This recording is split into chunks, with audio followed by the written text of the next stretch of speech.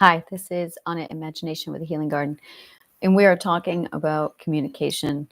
I am looking at networking, and I love networking. I absolutely love networking, and this is something that I have been trying to figure out for a long time. It's driving me crazy. I wanted to, and this was absolutely adamant. I love business, but it is 100% mandatory that it be done ethically. I don't do business with unethical businesses. I do not do business with unethical people. And I do not conduct my own business unethically. It is one of the things that when I sat down to pursue business, it was fucking hard. And the reason why it was so hard was because there's a lot of narcissists and liars in the world. So when I went in and studied, when I looked at all of my options, when I looked for mentors, I got a lot of different people, but I noticed that they all fell into about 4 different categories. There were the ethical people who could not find the ethical path, and so they settled for the unethical path and they did their best. That was common. There was the unethical people who conducted unethical business. We're all familiar with those guys. There was the unethical people, well, who every now and then did something ethical and they talked the ethical game, but they weren't. And then there were the ethical people who were looking for the ethical path. And I broke this down to 4 people, 4 categories. Yes, 4 and 4. The next category I broke it down was basically like a T grid. It was rich happy and rich unhappy, poor happy and poor unhappy. And I interviewed a lot of people over the last couple of years. And I noticed that the rich people did not say the same thing. I also noticed that the happy people did not say the same thing. It got to be really extraordinary to watch how this mindset, there were 4 different mindsets. It was extraordinary to watch this. People who were unhappy and poor were the same people who were unhappy and rich.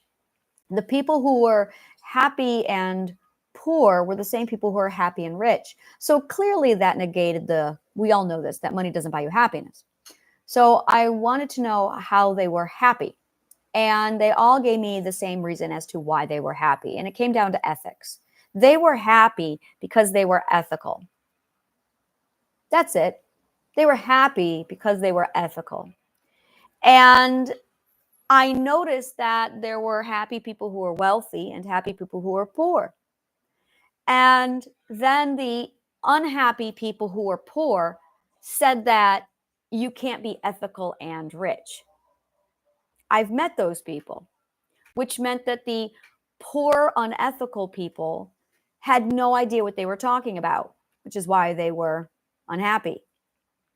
So I studied the behavior of the happy people and the rich people because I want to be ethical and happy and healthy and prosperous. Like I want it all. And there's a lot of people who will tell you you can't have it all. And the reason why they will say this is because the minute that they say you can't have it all, they have to change. They have to come up with a different reason why they can't or why they don't have it all. So it's easier to just say you can't have it all. That is common. So I spent the last few years reverse engineering business with ethics. And the other thing that I was adamant about, that I still am adamant about, is that you don't need the government or the current system to get wealthy and successful and happy. I'm convinced of this, which is why I left the system 2 years ago to prove this very point. I am at the tail end of this journey and I am almost there. It has been hard. And I had to go through the ethical stages 3 times. And going back on my videos, I can see how even 3 months ago, I'm ethically different. And I'm going, wow, this is insightful. So it took a lot of pain and a lot of growing. Growing pains is interesting because pains make it sound like it's a consequence to the growing. Backwards. The growth is consequence to the pain. It should be called pain growing, not growing pains. They got the words reversed. It's pain growing. You don't grow unless you're in pain, unless you have reason to grow. So you have to suffer. Now, here's the ultimate question. Well, one of the ultimate questions is, can you grow without the pain? I don't believe you can. I really don't believe you can. However, there is a safe way you can experience the pain and an unsafe way you can experience the pain. And I got this idea a lot from Star Trek. It was in the movie, it was in the show Deep Space Nine. It was when one of the, is she okay?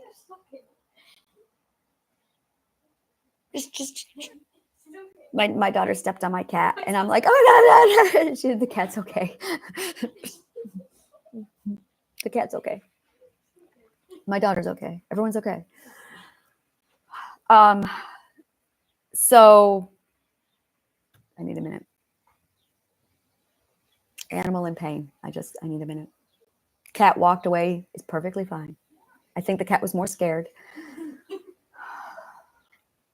Okay. In this episode of Star Trek, he is captured by Klingons and he's had his molar removed. A basic Klingon identification process. And he goes through this massive trial. He's in prison for 20 years. He dies in prison at one point. And when it's all over and done with, the episode's over and they unlock, he like wakes up and he looks around and he's confused. And they're like, okay, you can go. And he's like, what just happened? He's like, you just served your sentence. He goes, but I was gone for 20 years. I died. I don't understand. Oh yeah, we found out that it costs a lot of money to incarcerate someone for 20 years. So we found out that we can just step into your subconscious mind, expedite the entire process, and make you live 20 years in 5 minutes. Have a nice day. And he walked away changed. We see this again with Picard in Next Generation, where he lives an entire lifetime, literally an entire lifetime on a different planet. And then when he wakes up, he found out that only seconds passed. And I went, can the same be done with story? This is where it got interesting. Some of the movies that I watched caused me great suffering, trauma. So I suffered so much with some of the movies I watched that I walked away with trauma. And I went, this is going to sound horrible, safely experienced Negan without experiencing Negan.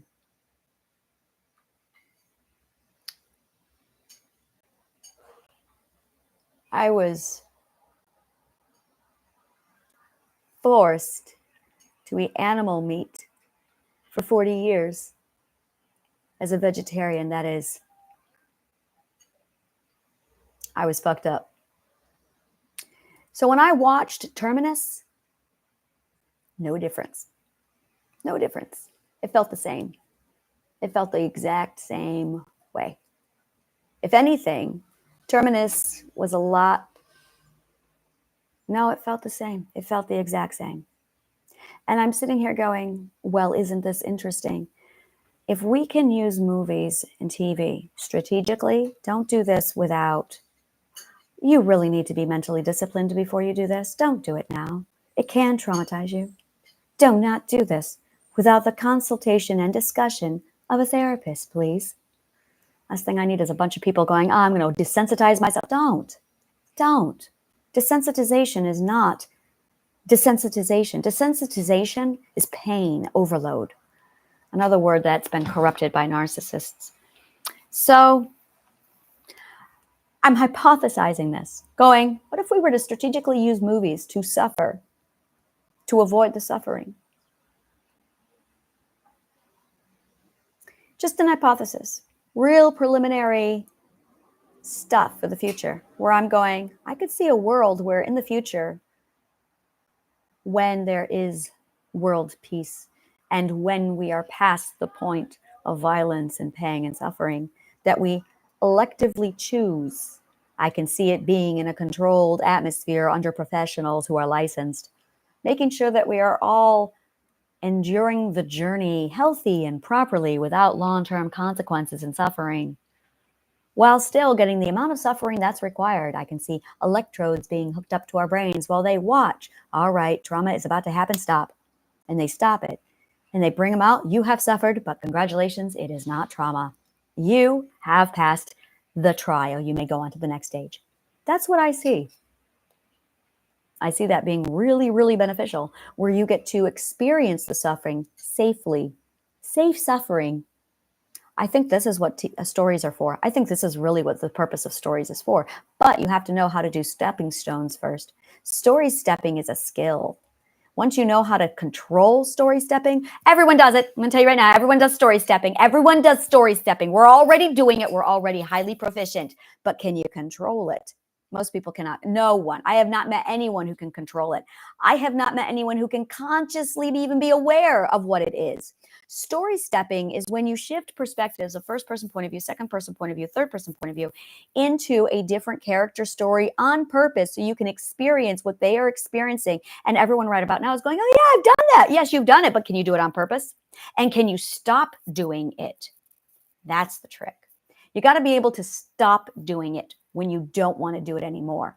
That's discipline. Can you do it? I call it story stepping. Story stepping is the ability to shift, to step from first, second, third, and omniscient point of view on purpose. Technically, you are shifting from first and third, only first and third. There is no other perspectives. It's first, or there is no other points of views. First and third. Then you integrate first and third, and that gives you second. Then you integrate second with first and third, and that gives you omniscient. That's the difference. So when you master that skill, now you can start doing this. So that is what I call story stepping. I have classes where I teach this. And the best part is when you learn how to do story stepping, you stop being an empath.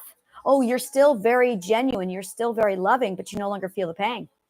That's actually what an empath is you're uncontrolled, undisciplined story stepping. So story stepping is a really powerful tool. It is projection without discipline. Well, story stepping is with a discipline. Empathy is story stepping without the discipline. Every time you watch a movie, you're story stepping. Every time you read a book, you're story stepping. You are story stepping right now. Every time you listen, you are story stepping. Every time you observe, you are story stepping. So when you become aware of story stepping and you become disciplined and controlled over your story stepping, game changer. You experience something called objectivity. When you master the skill of story stepping, you become objective. It is a skill. Prior to that, you are subjective. Subjective is the ability or the skill of story stepping without the discipline or the control or even the awareness. So most people are unaware, most people are undisciplined, and most people have no control over their story stepping. So once you gain those three things with story stepping, you are powerful, you become amazing, and all the pain stops. The pain stops because you're no longer projecting yourself into someone else's story on accident. Story stepping. It's really fucking cool. So I'm thinking this is a really awesome tool in our future that's going to allow us to experience suffering without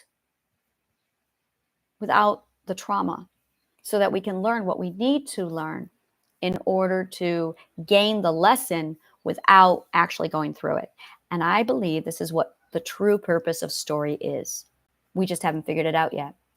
So then the next thing I noticed when I was going through my whole ethical business pursuit was communication, trying to figure out how to connect. Now, this was hard because no one knows how to connect. No one knows how to connect because I asked and no one could give me an answer. I did a lot of research. How do you connect? How to connect? I want to connect with people. Okay, how do you do that? Here's the formula for connecting. You got to take off the mask.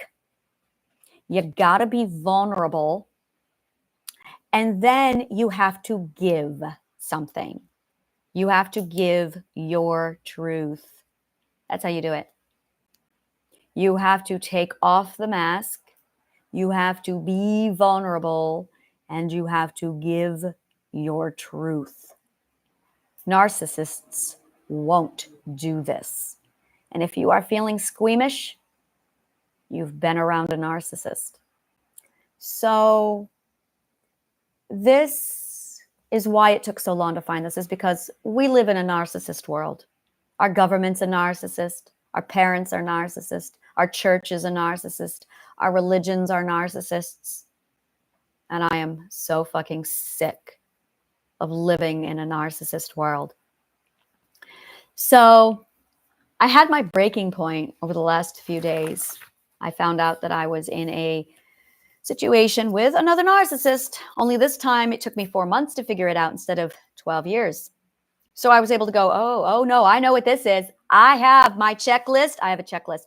And I am seeing X amount of checks being marked off. So we're going to talk about this checklist. I have it published on my website. The link is down below if you want it. In fact, let me grab it now so I don't forget, because this is highly important. La la la la la. La la la la la. Now, this is a sloppy kind of thrown together thing because I'm brainstorming. I call it narcissist law, the narcissist law. And this is a list that consists of all the rules that I use to keep me safe from narcissists. I've recently upgraded it because, well, I ended up stuck in with a narcissist again. And I went, nope, got to go back to this and redo it. So I did. If you hit 3 of these marks, be aware. Keep your red flags high. Look, pay attention. It does not mean, oh, you are with a narcissist. It means you really need to pay attention because you are most likely around a narcissist. So this is the narcissist law. The link is now down below or with the comments of this video. And narcissist law, narcissists wear masks. That's the first rule. Narcissists attack your responsibility. Narcissists attack your responsibility. You know, I can see me doing videos where all I do is go through this list and I just talk about each and every point in detail. I'm going to do that. I'm going to do that because this is like, I started to compose this list a while ago. No, in December. And I first composed this list on December 17th.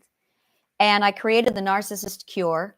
Cure means to relieve the symptom of. And according to Nim and the dude whose information I found on his abstract, he said that we need to start using the word cure when you have honest intent to help people. So I'm using the word cure. Narcissists don't like you to use the word. So on December 17th, I found out that, God, freedom of speech. How do you hide freedom of speech?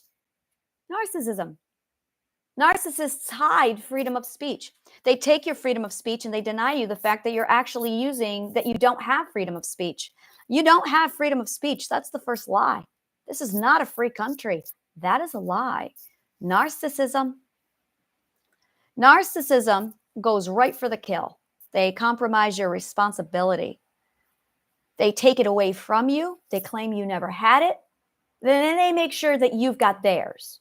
So you're responsible for them and you aren't responsible for yours. So responsibility is the very first thing you can do to disarm yourself against narcissists. You want to stop narcissism? Be responsible. It stops them dead in the water. They can't move. So after December 17th, I created this list and I created the narcissist cure. And I immediately was able to recognize it. Now, here's the trick. Narcissism is invisible. There are 4 stages of it, and it's invisible. It is invisible in first-person point of view.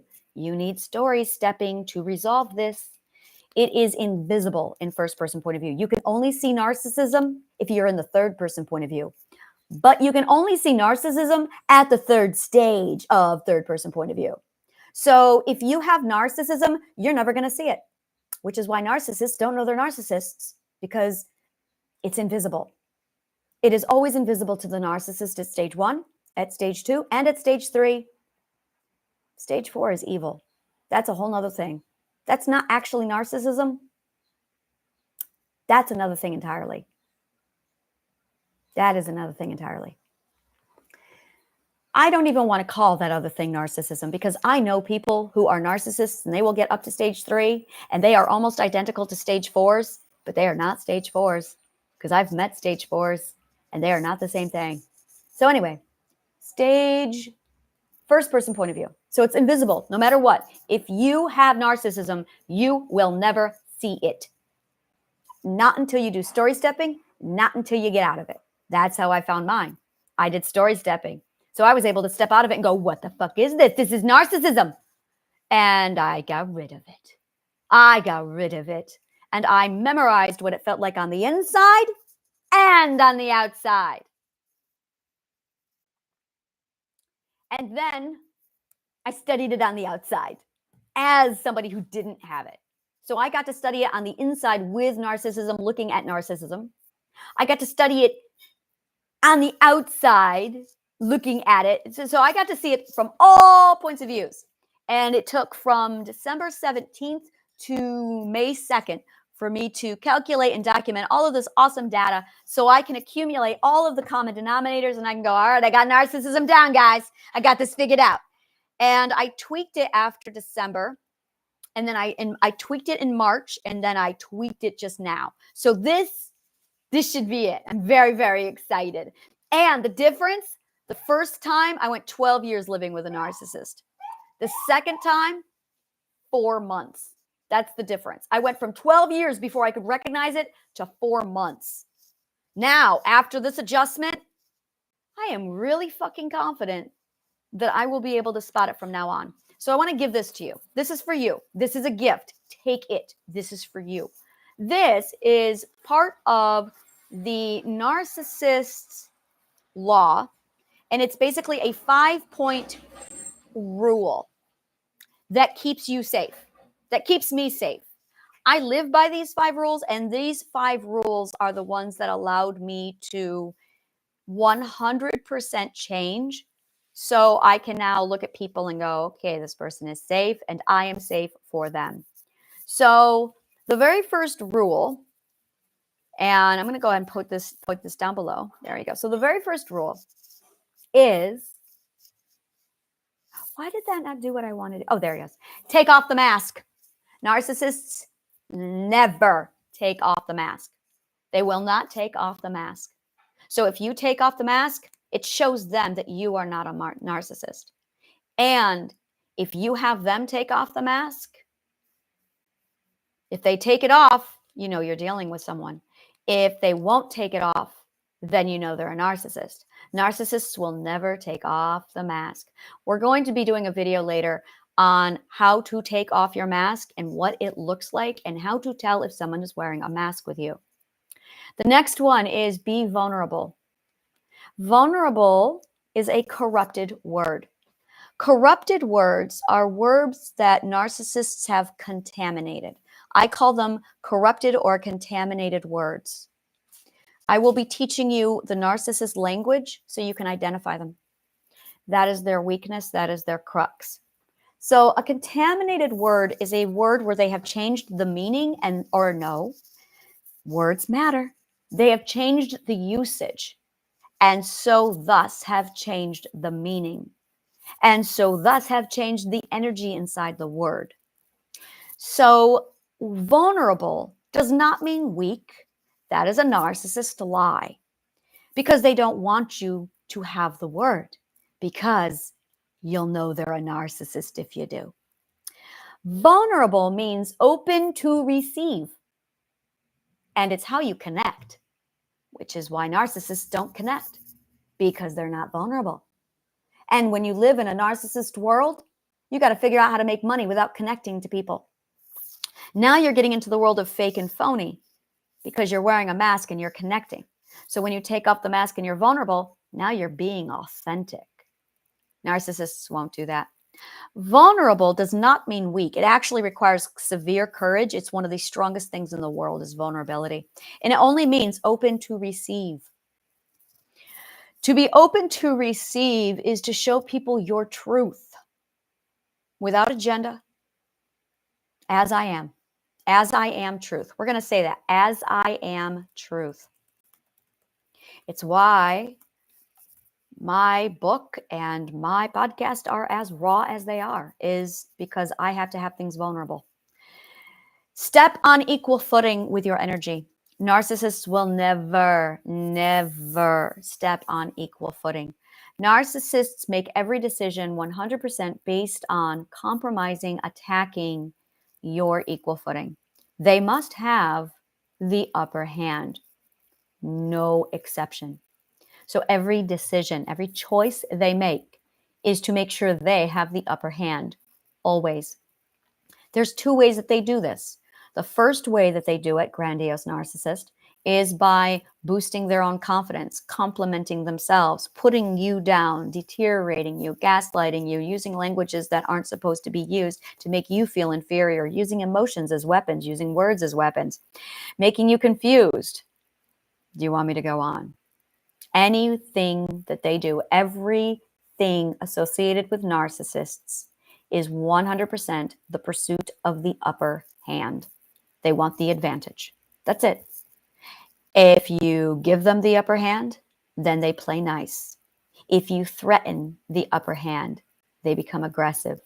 If you take the upper hand, they will. Some of them can become very violent. Don't touch the upper hand unless you are in a safe place to do so. To not do that could be disastrous. You can have a narcissist who has narcissism, who truly is a good person, who does mean well, and who's a narcissist. Those are called vulnerable narcissists. Vulnerable narcissists are narcissists who have more love and kindness than they do narcissism, but their fear runs their narcissism and it battles their kindness and love.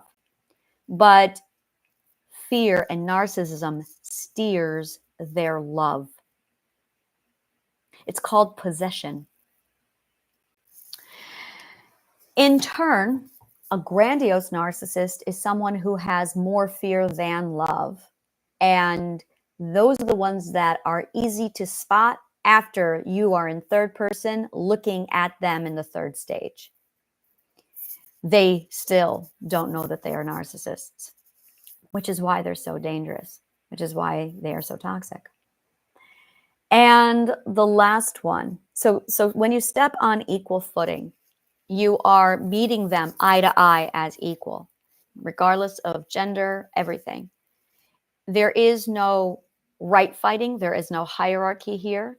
There is open observation, listening, equal respect. You're not going to get this with a narcissist, which is why I live on the equal footing plane. It is literally my home. I don't leave the equal footing plane anymore. And I have a whole thing where I'm going to be talking about the equal footing plane and how to cultivate it for yourself, how to get there and stay on there. Don't talk, feel. This is the fourth law. Don't talk, feel. Talk is cheap. Narcissists love to talk. That is their weapon of choice. Don't listen to them, feel them. Ignore the words, just feel them. How does their energy feel? And I emphasize this with a fifth point, which is really just an emphasis on the fourth, which is talking is used only for honest, transparent, and vulnerable friends who don't wear masks. So if they're not willing to take off the mask, be vulnerable, and stand on equal footing with you, then you should not be listening to a word they're saying. Until they take off the mask, are transparent, and they are vulnerable with you, you should not be listening to a word they say. And that includes me, which is why I'm vulnerable in all of my mistakes with you on the podcast. But I'm going to add this with you decide. Feel the energy, be vulnerable, take off the mask, step on equal footing, and don't talk, feel. Talk is cheap. Talking is the only valid and true after the circle of trust has been passed. The circle of trust is vital to being able to monitor when and how you should trust somebody. It's available on my website. So this next part I give to everybody because this is really it. And this is the part you don't want to share with a narcissist until they pass the test, confirming that they're not a narcissist. give these 5 tests or these 5 challenges to your loved ones and your friends and ask them to use them on you, to judge you. And also be sure that you judge them based on these 5. Now, a narcissist will negotiate, lie, squirm, avoid, derail, distract, and then you know you got a narcissist. They will do anything but do them. They're going to talk. Oh my God, they will talk. They will talk until you have forgotten the 5. In fact, the narcissist will say, I don't do that. I do that. Do I do that? And they will 100% focus all of these things on themselves. In fact, if you did it, narcissism is invisible in the first person point of view. And if you have been around a narcissist, you've got the virus. You've been infected. It has 2 sides of the coin. It has the, I have to save you, I have to help people. And it has the, I need to be saved, I need to be saved. It also has a hybrid of, I need to be saved, I need to save people, I need to be saved, I need to save people. We call that borderline.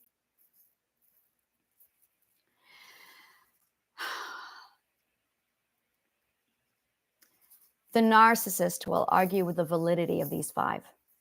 They will question them and they will argue with them. The honest, transparent, and vulnerable friend will talk you, will advise you to use them on everyone, including themselves. So I'm saying it. Use them on me. Absolutely. Use them on me. Judge me. My book is available and it is raw. You get to see all of my mistakes, all of my fuck-uppery. You get to see how human I am. My podcast is filled with all of my bitchy bullshit moods. You can't get more real than that. So judge. Absolutely. Because that's the only way you get to find out who to trust and who not to trust. That's one of the ways. Now, if you walk away going, oh my God, am I? Don't just stop there. Investigate. Take the link below, which is, what is the name of it? Which is the Narcissist Law. And there is a massive list of how to tell narcissists from people who aren't. Narcissists attack your responsibility. They go right for the kill.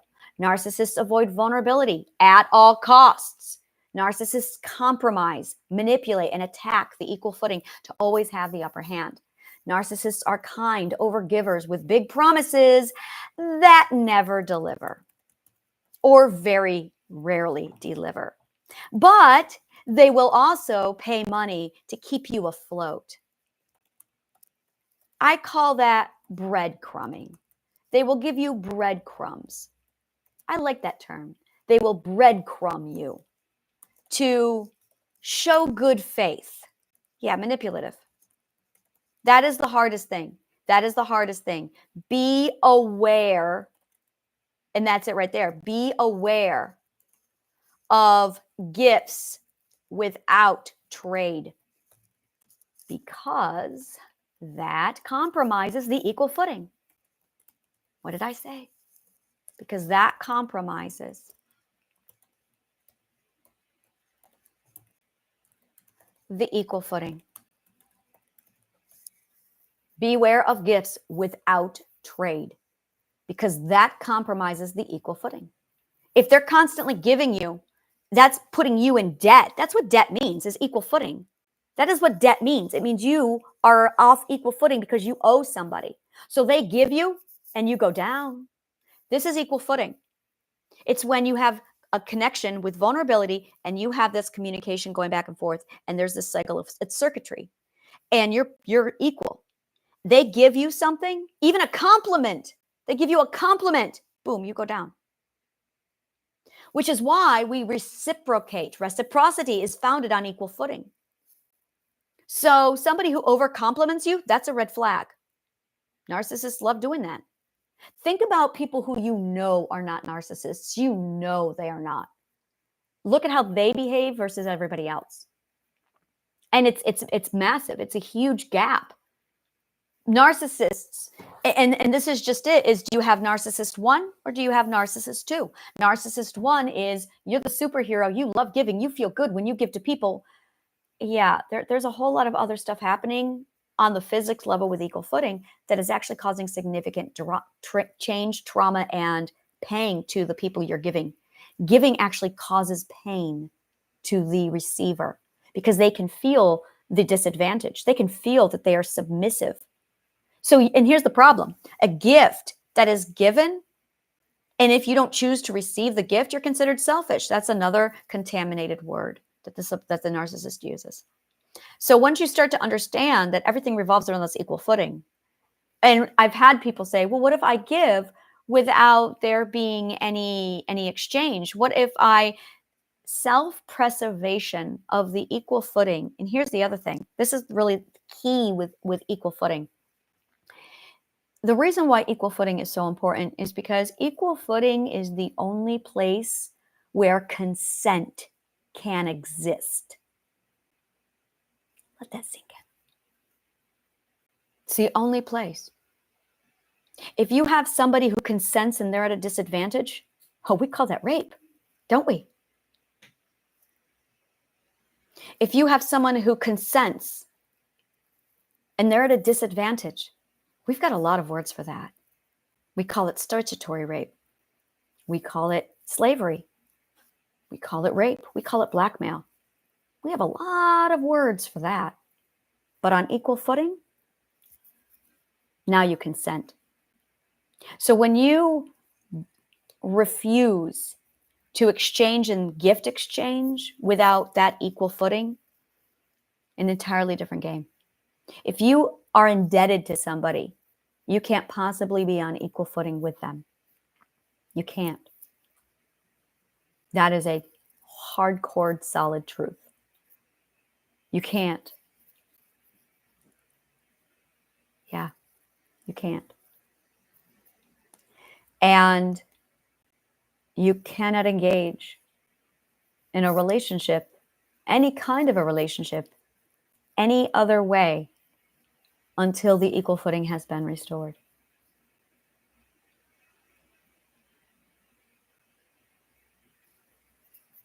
Otherwise, it's not consent. So when you are looking to do trade and exchange, negotiation, what you're really doing is preserving the equal footing to make sure that you are consensual and they are consensual. So when you give something to them and you say, oh, don't worry about paying me back, now they're at a disadvantage. This was actually in the show Big Bang Theory, where Sheldon loans Penny money, and Penny's not okay. Penny's not okay. Why do you think that is? In the whole episode, she's frantic. Now, Sheldon was calm, quiet, but why was she frantic? And it's because she was submissive. She was in a disadvantage. And she was responding to, oh my God, I'm not on equal footing anymore. And this was a girl who lived on equal footing with Sheldon. So when he loaned her money, even though it was out of kindness, he actually hurt her. And that's why she was obsessed with, no, I got to get back on equal footing. And that's all you're doing. That's all your mind does, is get back on equal footing. When you understand and when you live on the plane of equal footing, oh, you preserve it. You fight for it. You become obsessed with it. You fight for it as strongly as a narcissist fights against it. That's the other thing. And this is what I really took away from this is when I walked away from this narcissistic situation, I went, the harder I fight for the equal footing, the more I'm fighting against narcissism. And that's good enough for me. Absolutely good enough for me. Thank you so much. And may the kindest of words always find you.